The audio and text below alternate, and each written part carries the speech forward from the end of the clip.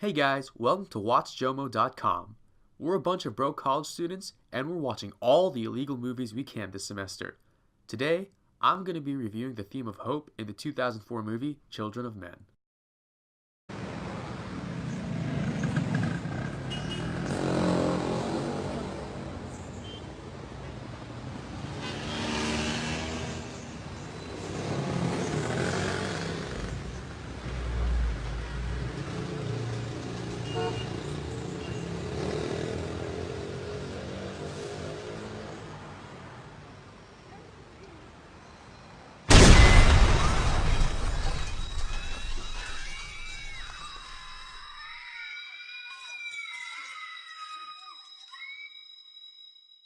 Children of Men is a dystopia where all women have become infertile, causing humanity to fall into chaos. Britain is the only country that has some sort of government in order, but barely so. An influx of refugees, referred to as Fugees, have generated a terrorist resistance group called the Fishes.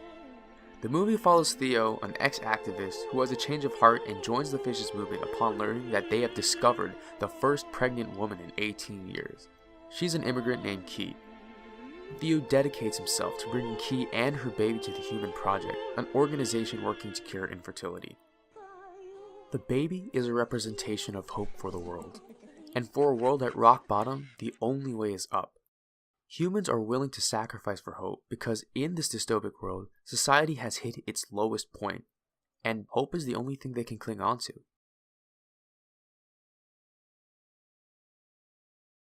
Although the government, the Fishes, and the immigrants are so polarized against each other, they demonstrate willingness to put aside differences and work together in pursuit of hope.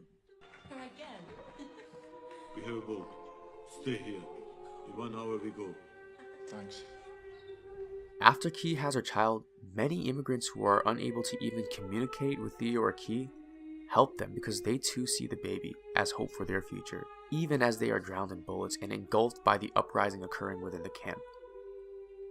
A crucial scene within the movie occurs during the uprising in Bexhill, where armed soldiers rush into the building filled with Fugees that Theo is trying to escort Key and the baby out of. The soldiers call a ceasefire, a great risk to their own lives, not only because they're in awe of the baby, but because they recognize the importance and the hope that the child brings for the future. The director elects to bring the noise of the baby crying above the bombs and the gunfire that should drown that sound out. The difference in sound level brings attention to the baby and makes it the focal point of the scene more than it already was. Marika stands out as an impressive and powerful illustration of the immigrants who are willing to help Theo and Key. She has a chance to go on the boat with Theo, Key, and the baby to the Human Project.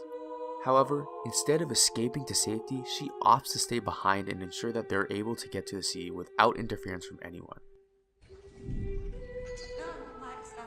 You go. Marika, come. Marika, get in the boat. The entire camp is bombed as soon as Theo and Key escape through the tunnel that Marika helped them through, and she loses her life. Miriam is another character who shows a change in heart in the movie. She is a classic example of how people act against logic for hope, even if it seems painfully obvious that the future she is fighting for may not ever become reality. And yet, Miriam consistently goes against the logic that her mission is overwhelmingly dangerous and impossible by persistently hoping. Miriam changes from a wall between hope and mankind to a bridge between the two. In other words, initially, Miriam acts as a divide between Key and Theo, but as time progresses, she helps improve the connection between Key and Theo by acting as a mediator, and by the end, she puts all her trust in Theo to help guide Key to the Human Project. She sacrifices her life for hope by feigning insanity on the bus to Bexhill so the guards do not capture Key, but rather take her, effectively ending her life. She's okay. She's gonna be.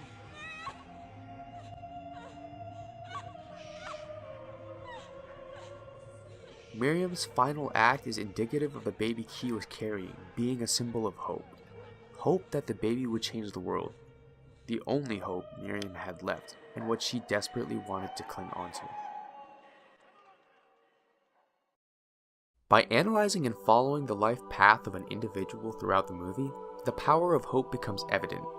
In a world where there is arguably nothing left, the hope of a child and an end to infertility transforms a person's moral and view on the world.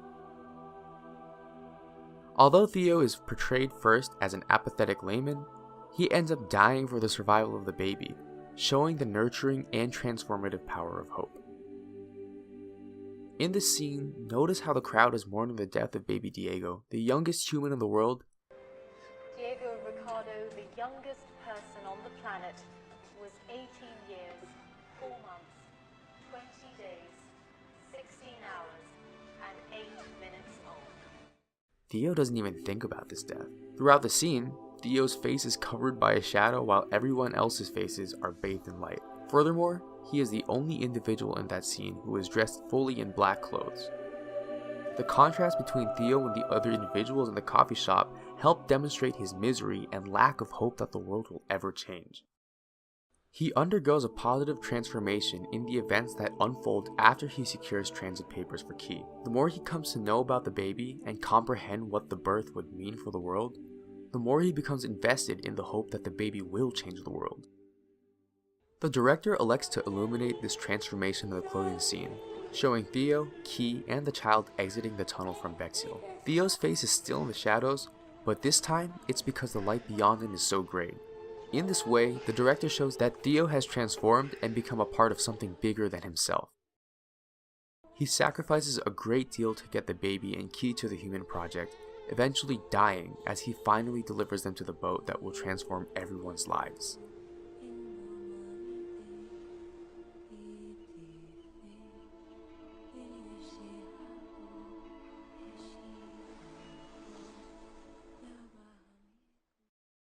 One more thing before we go, I'd like to credit all sources used, which can be seen on screen. So, what do you guys think? Do you guys agree with my analysis? Make sure to let us know in the comments below, and don't forget to smash that like button. For more entertaining reviews, make sure to subscribe to WatchJomo.com. Thanks for watching!